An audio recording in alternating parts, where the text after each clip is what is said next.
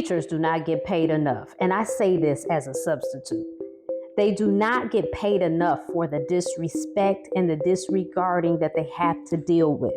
How do we say that we want to live in a world that's cohesive, loving, where we work together, we have each other's back, some form of utopia, but yet we have children that are very disrespectful? How does that work? Now, yes, that's not all children. I can't speak for children all over the globe. I'm just speaking for those that I come across in my vicinity. But how does it work? It's amazing that teachers show up every day, because that calls for a lot of energy exchange. There's a lot of exhaustion. You have to care. And I think only those who really care and do it from the heart should do it. But I also think that they should be compensated for the exchange, especially since the curriculum is not curtailed to the special needs of the students. And I understand on a mass scale that might be complicated, but I'm just saying, if we're going to go along with this big sham, at least teach your kids to be respectful. Now, I want to say this. I'm pretty open-minded. I'm pretty forgiving. I'm not judgmental. I really believe in self-expression. I really believe in people being able to thrive in who they are. I believe in giving grace and all of that.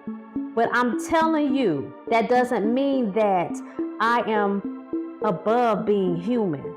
And today, as a substitute, I could have lost it. I could have. I didn't, but I could have.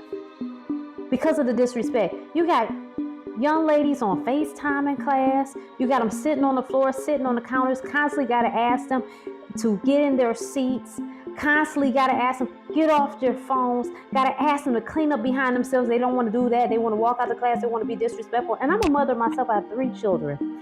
And I'm not coming down on you parents as far as your kids academically, because, hey, all of our children are at different levels and for different reasons, and that's none of my business.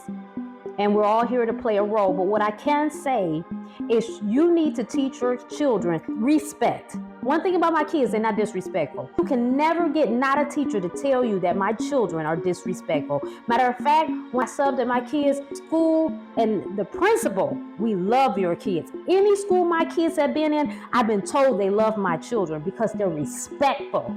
Why aren't your children respectful? That's what I want to know.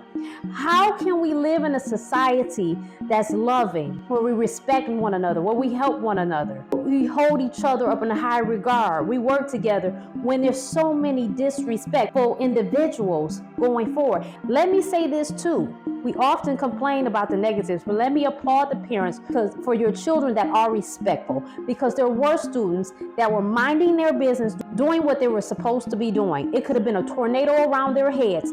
They were doing what they were supposed to be doing. So I commend that. There are a lot of lovely people, and this is within my city. I'm not speaking for kids all over the nation, across the world. I'm talking about my experience, because I don't like to speak in definites and 100% because there's no such thing. I'm just talking about the people in my proximity. I understand being from the city of Detroit or living very close by it, there aren't a lot of things that are encourageable, and that's understandable. And the things that are, you're not paying attention to, you don't know about. So on the surface, I get it, but we gotta do better. But disrespect, that is ridiculous. So our teachers deserve their respect. Our teachers deserve our regard.